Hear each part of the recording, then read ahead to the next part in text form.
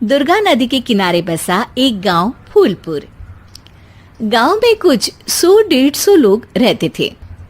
अंजलि, जो कि पास ही के जिले में रहती थी और 12वीं पास कर चुकी थी, उसके पिताजी ने बेटी को जल्दी विदा करने के लिए उसकी शादी फूलपुर गांव के मुकेश से करवा दी थी। मुकेश कभी स्कूल नहीं गया था और इस कारण वो पढ़ा लिखा नहीं था और बाकी गांव वालों की हालत भी मुकेश जैसी ही थी। मुकेश के घर में उसके माता पिता भी रहते थे। सासू माँ, मैं बाहर मंदिर तक जा रही हूँ, आधे घंटे में आ जाऊंगी। अरे अभी कहीं जाने की जरूरत नहीं है, चुपचाप जाके रसोई में रात के खाने की तैयारी करो। और ये घूंघट क्यों हटा लिया है तुमने? क्या पता नहीं कि इस गांव में औरतें बिना घूंघट के नहीं रहती? रात में अंजलि छत पर जाकर अपनी मम्मी से बात कर रही होती है। तभी गांव की 3-4 औरतें उसे देख लेती है और दरवाजे पर आकर उसकी सास से शिकायत करने लगती है। और क्या हुआ? अरे छत पे तो देखो, आपकी बहू मटक मटक के किसी से फोन पर बात कर रही है। दिन भर फोन पे लगी रहती है। अरे कल तो मंदिर के पास वो क्या कहते हैं, सेल्फी ले रही थी। शहर की बहू रखना अच्छा शान की बात है, पर देखना इसके लक्षण से ये तो तुम्हारे परिवार को बदनाम ना कर दे।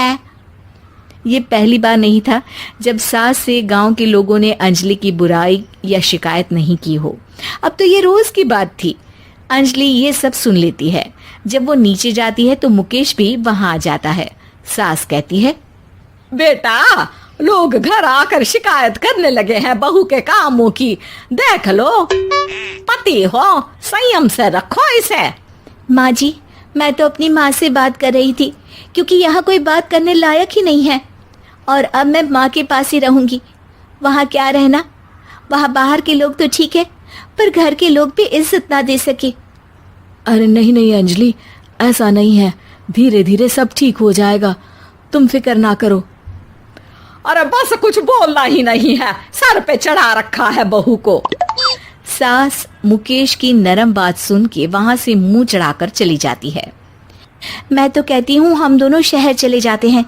मैं पढ़ी लिखी हूँ, मुझे वहाँ नौकरी भी मिल जाएगी और थोड़े दिनों में आप भी वहाँ कुछ काम ढूंढ लेना। अरे नहीं नहीं अंजलि, हम यहाँ ना गांव का खेत, माँ पिताजी को छोड़कर शहर नहीं जा सकते। माँ पिताजी को कैसा लगेगा और गांव वाले क्या सोचेंगे? ये कहकर मुकेश सोने चला जाता है और अंजलि की गांव वालों द्वारा बुराई का सिलसिला बहुत दिनों तक चलता ही रहता है। लेकिन अंजलि गुस्सा ना दिखाते हुए समझदारी से काम लेती है। बारिश का मौसम चालू हो जाता है। जोरदार बारिश से पूरे गांव में हाहाकार मच जाता है। दुर्गा नदी में बाढ़ आ जाती है और बाढ़ का पानी पूरे गांव की फसल तबाह कर देता है। फसल की ये हालत देखकर गांव वाले निराश हो जाते हैं और बात तो यहाँ तक पहुँच जाती है कि कुछ लोग तो अंजलि को इस सब का दोषी ठहरा देते हैं। अरे पूरी फसल तबाह हो गई, पता नहीं किसकी नजर लग गई है। अरे जब से चौधरी परिवार में ये शहर की बहू आई है ना, तब से ही गांव की शांति चली गई है। इसके कर्म कांड से माँ दुर्गा नदी भी खुश नहीं है। ये सब सुनकर बेचारी अंजलि रोते हुए अपने घर चली जाती है। कुछ दिन बाद सभी गांव वाले अपनी फसल का मुआवजा लेकर अपने अपने घर आते हैं। मुकेश भी 1500 लेकर आता है। अंजलि को जब पासबुक दिखाता है तो अंजलि हैरान हो जाती है। अरे, ये पासबुक में तो उन्होंने 4000 की एंट्री करी है और आपको सिर्फ 1500 दिए।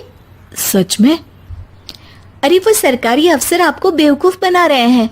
सरकार की तरफ से हमें 4000 मिले हैं, लेकिन बाकी का सारा पैसा खुद ही खा रहे हैं। आप लोग के अनपढ़ होने का फायदा उठा रहे हैं। ये सब सुनकर मुकेश परेशान हो जाता है, लेकिन अंजलि उसे हिम्मत से काम लेने को कहती है और सुबह होते ही मुकेश को पंचायत कार्यालय ले जाती है और साथ में गांव के और लोगों को भी। आप सरकारी बाबू क्या गांव के लोगों को बेवकूफ समझते हैं? आपको क्या लगता है ये पढ़े लिखे नहीं है तो आप कुछ भी मनमानी करेंगे? ये बेचारे दिन रात इतनी मेहनत करते हैं, ये हमारे अन्नदाता हैं और आप इनके साथ ऐसा धोखा करते हैं।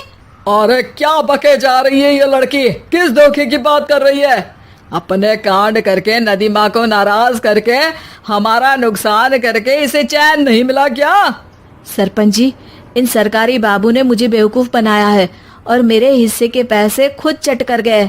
बस ये सुनते ही सरपंच वहां से दुम दबाकर भाग जाता है। पता चलता है कि जनपद अधिकारियों ने गांव के सरपंच के साथ मिलकर सबके साथ धोखा किया है। सब लोगों का विरोध शुरू हो जाता है और आखिर में अधिकारी सब गांव वालों के हिस्सों के बचे हुए पैसे उन्हें लौटा देते हैं और कई दिन तक सरपंच गांव में लौटता ही नहीं। अंजलि, तुम नहीं होती तो हम गांव वालों को तो पता ही नहीं चलता कि ये हमें हर बार बेवकूफ बनाते हैं। हाँ हाँ अंजलि बेटी, हमें माफ कर दो। हम सब तुम्हें बुरा भला कहते रहे, लेकिन तुमने ही आज हमें बेवकूफ बनाने से बचाया है। हमें तुम पर गर्व है बेटी।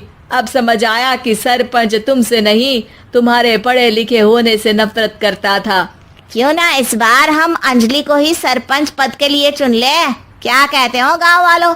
पढ़ी लिखी सरपंच। बस पूरा गांव अंजलि के लिए ताली बजाता है और अंजलि की सास उसे खुशी से गले लगा लेती है। वीडियो लाइक करें, चैनल सब्सक्राइब करें।